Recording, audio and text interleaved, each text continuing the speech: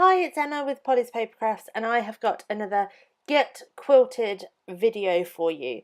Now, to start this video off, I actually need to apologise. I was meant to post this video last Tuesday. If you were thinking, Emma, I'm sure there should be a quilting video round about now, at the beginning of the week, you would have been right. But there were extenuating circumstances, let's say. Our boiler broke and our house was freezing. If you can't tell by my accent or are new to my channel and still can't tell by my accent, I live in England, and you know, stereotypes are true. England is freezing sometimes, and especially when it's raining, and it would just be sod's law, let's say, that on the day that our boiler broke, it was chucking it down with rain and it was so cold. So, yeah, you might be thinking, why did that stop you from uploading a video? Well, my sort of crafty area is in like the conservatory bit, which isn't particularly well insulated. In fact, it's going to be ripped down this year. And as much as I love you guys, I kind of didn't want to freeze sat in my craft space recording a voiceover. But, so that's the reason. They're my excuses. I hope they're good enough for you. And let me talk about this layout. So, this is using the retro plaid pattern that I found on Pinterest, and like always I will link that below for you. And I've gone about this one in a little bit of a different way. You'll have noticed if you've watched my previous Get Quilted videos, and again I will leave the links below or put cards in the screen somewhere, but you will have noticed that I've kind of stuck to the pattern, like I've copied it, made it work with the paper and kind of built my layout from there. With this one, I kind of took a little bit of a different route. I definitely used the pattern as inspiration, but I didn't use the whole thing.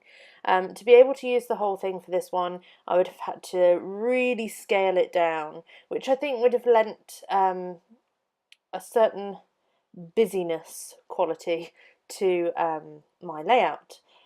And I didn't really want that for a couple of reasons. First reason, because I'm doing something quite out of character for me, or at least something that I haven't done for quite a while, and that's using a patterned piece of paper as my background. Now, this paper, I believe, is from Dear Lizzie's Lovely Day collection. And those roses are gorgeous, and I couldn't bear to cut into it. So I thought, well, I've got to keep it this size. So I went with it as a 12 by 12, and I really like the way it looks. I've bought in some of the navy. I really like the way navy can be a bold colour and offset like pinks and that kind of thing, but without kind of overwhelming everything. So I've used the navy from Chamel's Little by Little collection, as you can see in that kind of chevron. And I was just bringing my phone back in there, it kind of whizzed in and out, but I will put the pattern on the screen so you can see it. And basically what I was pointing to is the part of this pattern that I've drawn inspiration from is that top chevron going into like a square. Now, I didn't get my angles right, so my square is not a square and more of a diamond, but I'm okay with that. You know, shape was, well, shape's quite an easy topic at school, but drawing shapes, not so great at. And then I thought I needed to bring some of the navy down to the bottom of the page just to kind of balance it out a little bit. So I'm looking at the chevrons that are already part of the Chamel collection and thinking that if I cut out that navy chevron and then cut it in half, I'll get lots of little triangles that I could maybe use along the bottom. So they stay there for a little while. They don't end up making it onto the final layout. That blue one just on its own at the bottom does, just because I wanted to kind of nod towards there were other sort of triangles and chevrons in this pattern apart from the one that I've just used. But those other triangles that I cut out I didn't want to waste, so I used them as photo corners. So you saw me there just put them just in the corners and then trim them sort of square. because I wanted a little bit of navy around my photo, but not too much. You will also notice on this layout that I am using a black and white photo. That's because there's an awful lot of colour going on in the papers and the pattern that I'm using, and I thought the colour version of this photo would kind of just compete, and I don't think your eye would quite know where to look. So I'm mounting this paper on what is effectively 3 strips of paper. Now, if you've watched my quilting video, or videos, you will know that in my first layout, I cut up a gorgeous paper from Chamel's Little by Little collection that was different coloured stripes with like a wood grain behind it. I kept those stripes, I didn't throw them away. And I wanted to bring in the pink, the yellow and the blue from those chevron strips that I've used at the top of the page, and I thought the best way to do that is to use papers from the matching collection, which, you know, I'd already cut up. So I pulled those strips together and I kind of look at it as a sort of Neapolitan effect, you know, like Neapolitan ice cream is separated into strips of like strawberry, vanilla and chocolate, or is it vanilla, strawberry, chocolate? I don't know what the order is, but it's in the sort of sections, isn't it? So I kind of did that with my papers, and I really like it. So now the fun part, embellishing. I mean, I say fun, but I really, really try hard to layer embellishments, and then I find it really difficult because I don't want to cut them up or cover them up with something else.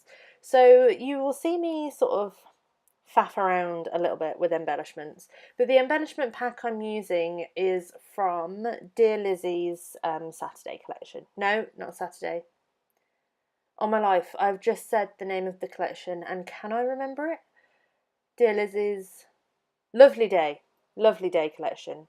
Now, my apologies for the light at the moment. Although on the day I was supposed to voice over this, it was raining and throwing it down and being generally awful. The day I actually filmed making this layout, it was actually quite sunny, and the sun is not my friend.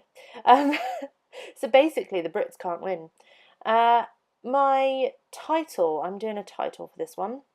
My title, see, I sorted it out there. I've sorted out the light, kind of. Stick with me. It will be okay.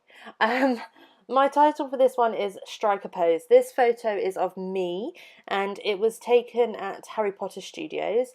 And outside of the actual studio, they've got like the statues of the giant chess pieces. If you're a Harry Potter fan, you'll know that they are from the first film, and it's when they're trying to get the Philosopher's Stone, or the Sorcerer's Stone if you're American. And the chess pieces are one of the elements that are guarding the stone. And they've got the big statues outside, so of course you have to pose in front of them. You just have to. So for my title, I spelled out the word pose with the thickers that I got in Light Forever's February kit called Beep Beep, and I can't remember whether they are supposed to be part of Chamel's or Dear Lizzie's collection. I think they're part of Chamel's, looking at the colours. Yeah, they're part of Chamel's. So I used those, and then I wanted a contrast between, I wanted pose to be in a different alpha. So I had a look in my drawer and found the gold thickers that I think we had in February last year, that Light Forever kit. I can't remember what the font is or what the alpha is, but it's gold and it's sort of chipboard and it's shiny. And you will see, I kind of skipped ahead, but you will see that I have got a big white block there next to my photo, and that was actually one of the cut parts of the Chamel Little by Little collection, and I've taken cut apart literally and really cut it apart, so I've kind of fussy cut around the floral, and then, because I needed some white on the page to just have a place for the eye to rest, and a place that I could actually journal. I know, surprise, I don't usually journal on my pages, but I did on this one. So you can see now I'm just sort of adding little bits and pieces. So I'm going to take this time to remind you, I suppose, that as part of this Get Quilted series, I am also running a challenge on my Instagram. So I don't think I've had any sort of entries yet, which is a little bit sad. But if you would like to take part, all of the details are on my Instagram and also over on my blog. And all you need to do is create a layout inspired by the quilt pattern that I used in the last video, and share it on Instagram, and I will send some happy mail your way. Gemma on Instagram won my last one, and she was absolutely, I think she really liked her happy mail that I sent her, which always makes me happy. I'm happy that someone else really liked what I made. So yes, I would love it if you guys could take part. I don't mind where in the world you are, I will send it your way regardless. And I would just love to see what you make. I'm really enjoying this sort of quilt inspired series. I hope you are too, so let me know in the comments below what you think. And yes, I would love to hear from you. I honestly would. So I'm just finishing off my layout with, I've outlined round the edge of my page. I felt like it just needed sort of containing a little bit. And I've done some sort of messy faux stitching, and I've also written, you might see it along the bottom, and I've just put, we have to play our way across the room, and I've put that in quote marks because that's what Harry says. No, it isn't, that's what Ron says, before a Potter fan out there corrects me. And I've also got down the inside, Knight to B12. Now, I didn't check that reference in the book. I think it's Knight to B12, but it might be a different square. But that's what Ron says as well when they're playing. But yes, I just wanted to add that around the edges. So I will leave you with some close-ups, and I hope you take part in my Instagram challenge. And until next time, guys, bye!